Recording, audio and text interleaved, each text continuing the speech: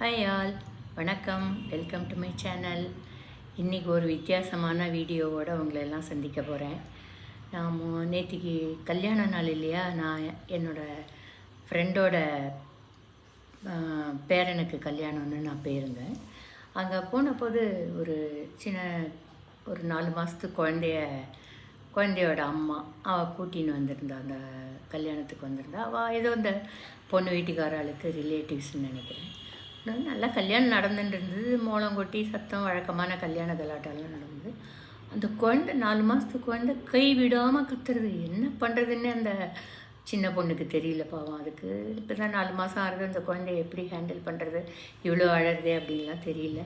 என்ன பண்ணுறதுன்னு தெரியாமல் அந்த ரொம்ப முயற்சிருந்தா. யாரோ வந்து என்னென்னமோலாம் அதுக்கு ட்ரீட்மெண்ட்டு சொல்கிறா, என்னென்னமோ பண்ணுறா. எடுத்துக்கூட ஒன்றும் புரியல. அப்புறம் என்னாலேயும் பொறுக்க முடியாமல் நான் போய் பார்த்தேன். கொஞ்சம் குழந்தைக்கு உப்புசமாக இருந்தது. வயிற்றை தடவி பார்த்தேன். அதை தொடச்சையே அது ரொம்ப கத்திட்டு, சரி இதுக்கு குழந்தைக்கு வயிற்று ப்ராப்ளம் தான் அப்படின்னு சொல்லிட்டு நான் சொன்னேன். அந்த பொண்ணுக்கிட்ட கேட்டேன், ஏம்மா ஏதாவது இந்த கல்யாண வீட்டில் எல்லாம் கண்டதெல்லாம் சாப்பிட்டுட்டியா, நீ ஃபீடு பண்ணுறது தானே குழந்தைக்கு அப்படின்னு கேட்டேன். ஆமாம், இதுக்கும் என்ன சம்மந்தம், என்னோடது மில்க் வரதெல்லாம் நான் சாப்பிட்டதே அப்படியே டைரெக்டாக வருதா, அது ப்ராசஸ் ஆகி தானே மில்காக வருது அப்படி இப்படின்னு ஏதோ இந்த யங் கேர்ள்ஸ் எல்லாம் சொல்லும்ல, அதை மாதிரி சொல்லிட்டு நான் சொன்னேன், அதெல்லாம் நிஜந்தாம்மா. நான் ப்ராசஸ் ஆகி அது நீ என்ன சாப்பிட்றியோ அது டைரெக்டாக குழந்தைக்கு வரதில்லை.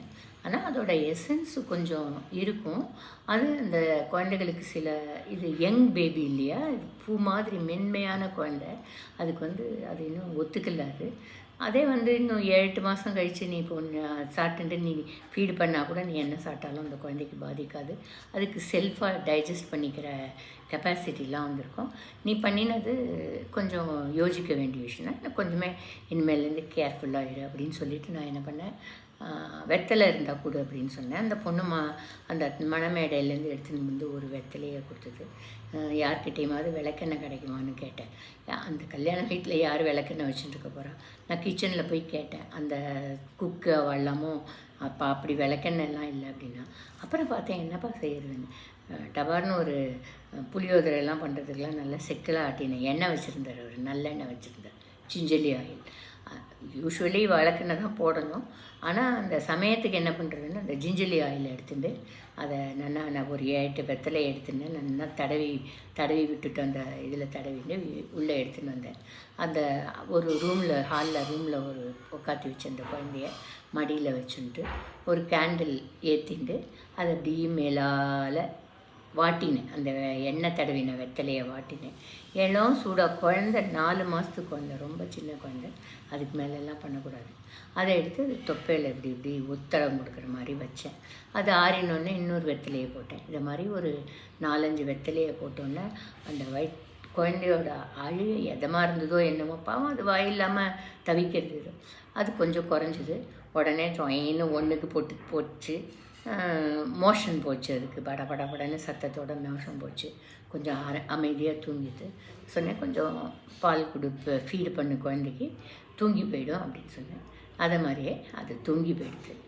நான் அப்புறம் அந்த பொண்ணு என்கிட்ட உட்காந்தது, பாட்டி நீங்கள் இதெல்லாம் நல்லா சொல்கிறீங்களேன்னு. அம்மா, நான் சொல்கிற வைத்தியம் இல்லை, என் பாட்டி எனக்கு சொல்லி கொடுத்த வைத்தியம் அதுதான் இது. சின்ன குழந்தைகளுக்கு என்னென்னா வயிற்றில் உப்புசம் வரும். நீங்கள்லாம் என்ன பெத்தவா எதையாவது தெரியாமல் சாப்பிட்டுடுவேல, அது அந்த குழந்தைகளுக்கு டைஜஸ்ட் ஆகாது. அப்போ அதுகளுக்கெல்லாம் இந்த மாதிரி பண்ணுறதுக்கு இது கை வைத்தியம். டாக்டர்கிட்ட போகாமல் இருக்கக்கூடாது. அது என்ன காரணம்னு கண்டுபிடிச்சிடணும். ஆனால் அந்த காலத்துலலாம் கிராமத்துலலாம் டாக்டர்கிட்ட போகிறது ஈஸியான விஷயம் இல்லை இல்லையா.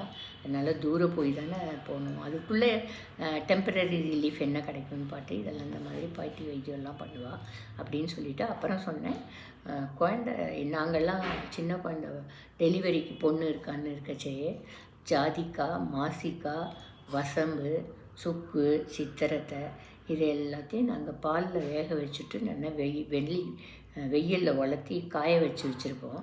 குழந்தை பிறந்து 10ஆம் நாள்லேருந்து அதை தாய்ப்பாலில் ஒரு இழைச்சி, இந்த சந்தனக்கல்லோ ஏதோ ஒரு குட்டி கல் இருக்கும், அதில் இழைச்சி அதை தாய்ப்பாலில் கலந்து குழந்தைக்கு என்னென்னு ஒன்று விட்டு ஒரு நாள் குழந்தைக்கு ஸ்நானம் பண்ண விடுவோம் இல்லையா, அப்போ இதை கொடுத்துருவோம். அதனால் அதுகளுக்கு என்ன ஆகும், எதிர்ப்பு சக்தி, ஆன்டி ஆக்சிடென்ட்டுன்னு இப்போல்லாம் நிறையா சொல்கிறாலே, அப்போ அந்த காலத்தில் இதுதான் சின்ன குழந்தைகளுக்கே நாங்கள் அப்போலேருந்து அதை கொடுத்து உடம்புல எதிர்ப்பு சக்தியை வர வைப்போம். இந்த கபம், வயிற்று கோளாறு அதெல்லாம் ரெடியூஸ் ஆகும், அவ்வளோதான். அதே மாதிரி இன்னொரு வைத்தியம் உனக்கு சொல்கிறேன் கேளு. எப்போவாவது குழந்தை வயிற்று வலி அப்படின்னு சொல்லிட்டுன்னா இந்த வசம்பு இருக்கு இல்லையா, அதை கொஞ்சம் இந்த மாதிரி கேண்டில் ஃப்ளேம்லேயோ பெருமாள் விளக்குலையோ அதில் கொஞ்சம் காட்டி சுட்டு கறி வரும். ஐயோ இந்த கறியை குழந்தைக்கு கொடுக்குறமேலாம் பயப்படாத. புள்ள வளப்பான்னு பேர் வசம்புக்கு. அந்த வசம்பை எடுத்து அதை இப்போ கறியை எடுத்து அந்த பொடியை எடுத்து தாய்ப்பாலில் இப்படி குழைச்சி அதை நாக்கில் தடவு. ரொம்ப நன்னா உடனே மெடிசின், பெஸ்ட் மெடிசின் குழந்தை வளர்க்குறதுக்கு அதுதான் உனக்கு அப்படின்னு நான் சொல்லி கொடுத்தேன். அப்புறம் பாட்டி இன்னும் 2-3 விஷயங்கள் எனக்கு சொல்லி கொடுங்க பாட்டி. நான் வந்து நெக்ஸ்ட் வீக்கு அமெரிக்கா போகிறேன். எனக்கு வந்து விசா கிடச்சிடுத்து, நான் போயின்னு இருக்கேன், எனக்கு சொல்லி கொடுங்க பாட்டின்னு நான் சொன்னேன். குழந்தைக்கு ஜலதோஷம் வந்ததுன்னா ஒரு தேங்காய் எண்ணெய், வெதுவெதுப்பான தேங்காய் எண்ணெயில் கற்பூரத்தை காய்ச்சிட்டு நான் நெஞ்சில் எல்லாம் தடவி விடு, 2 விழாவிலையும் தடவி விடு. அது ரொம்ப ரிலீஃப் கொடுக்கும். அதே மாதிரி தலைவலி வந்து எதால் அழறதுன்னு தெரியாது. ஒரு வேளை தலைவலியாக இருக்கலாமா, இந்த மாதிரி மோள சத்தம் அது இதெல்லாம் கேட்டால் குழந்தைகளுக்கு தலைவலி வரும். அப்போ என்ன பண்ணு, குங்குமத்தை நல்லா தாய்ப்பாலில் குழைச்சிட்டு நெத்தியில் 10 மாதிரி போடு. அது வந்து உனக்கே தலைவலி வந்ததுன்னா துளசி அந்த சுக்கை நல்லா நசுக்கிட்டு நீ தலையில் அப்பிக்கோ, உடனே உனக்கு தலைவலி சரியாக போகும். அதே மாதிரி உனக்கு ஜீரணம் இந்த மாதிரி எதையாவது சாப்பிட்ட அஜீரணம்லாம் வந்ததுன்னா கொஞ்சம் புதினா இலை, அப்புறம் வந்து இந்த ஓமம், சீரகம் அதை கொதிக்க வச்சு டீ பண்ணி குடி. அது கிடைக்கலன்னா சோம்பு, அப்புறம் வந்து தனியா, இந்த மிளகு, அப்புறம் வந்து இந்த தனியா, இந்த கொத்தமல்லி வேறு சொல்லுவோமே அது, ஓமம், அதெல்லாம் கொதிக்க வச்சு அதை ஒரு நாள் பூரா ராத்திரி ஊறவை மறுநாள் அதை கொதிக்க வச்சு அந்த எசன்ஸை டீயை நீ குடிச்சின்னா அது உனக்கு வயிற்று பொறுமலுக்கு மூலமாக குழந்தைக்கு ரொம்ப நல்லதாகும்.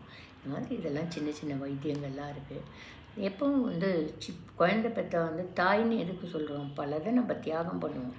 தியாகம் பண்ணிட்டு தான் அப்புறம் வந்து அந்த குழந்தைக்கு வந்து குழந்தைய வளர்க்குறோம். அதனால தான் அம்மாங்கிறவா பெரிய தியாகி அப்படின்லாம் சொல்கிறான். அதனால் நீங்களும் ஓரளவுக்கு உங்களை கண்ட்ரோல் பண்ணிட்டு ஒரு 5-6 மாதம் வளர்த்து விட்டுட்டேன்னா அப்புறம் அதுகளுக்கு தானே எதையும் சமாளிச்சுக்கிற இம்யூனிட்டி வந்துடும். அதுக்கு தாங்களே பார்த்துக்கும். அதனால சின்ன குழந்தையாக இருக்கிறவா கேர்ஃபுல்லாக இருக்கணும் அப்படிங்கிறது என்னோடய அபிப்பிராயம். சரி, நான் இவ்வளோ ஒரு டென்ஷன் விஷயம் சொல்லிட்டேன். ஒரு ஜோக் சொல்லட்டுமா? ஒரு கல்யாணத்துக்கு போயிருந்தானா, கல்யாணத்தில் போயிருந்துச்சு ஒரு 2 பேர் ஃப்ரெண்டு. அவர் வந்து ஒருத்தர் டாக்டர், இன்னொருத்தர் சாதாரண பிஸ்னஸ்காரர். அவர் சொன்னாராம், எனக்கு எப்போ பார்த்தாலும் வயிறு ஒப்பிட்டு விடுறது, எனக்கு வந்து தொப்பை பெருசாக போய் மூச்சு விட முடியாமல் தவிக்கிறேன், நெஞ்செல்லாம் பாரமாக இருக்குது, ப்ளோட்டிங்காக இருக்குன்னு. அவர் சொன்னாராம், அளவாக சாப்பிடுப்பா அப்படின்னு சொன்னாராம். அவர் என்ன புரிஞ்சுன்னு போனார்னு தெரியல. 10 நாள் கழித்து ஏதோ வாக்கிங் போச்சு, திருப்பி கிடச்சிருக்கார். என்னப்பா எப்படி இருக்கேன்னா, ஐயோ 10 நாளாக நீ சொல்கிறேன்னா அல்வா சாப்பிட்டேன், எனக்கு வந்து வயிற்று வலி சரியாகவே போகல, இன்னும் கொஞ்சம் குண்டா போயிடுது. முட்டாளே, அல்வா இல்லைடா, அளவாக சாப்பிடுன்னு சொன்னேன்டா அப்படின்னாராம். ஒரே சிரிப்பாங்க, பக்கத்தில் கேட்டிருந்தவாள்லாம் சிரிப்பாளாம் அப்படின்னு ஒரு பெரிய ஜோக் படித்தேன். ரொம்ப நல்லா இருந்தது. சரி, இந்த வீடியோ உங்களுக்கெல்லாம் பிடிச்சிருக்குன்னு நினைக்கிறேன். பிடிச்சிருந்தா லைக் பண்ணுங்க. இந்த மாதிரி சில முக்கியமான விஷயங்களோடு நான் அடிக்கடி உங்களை சந்திக்கிறேன். ஷேர் பண்ணுங்க, காமெண்ட் பண்ணுங்க. நன்றி, வணக்கம்.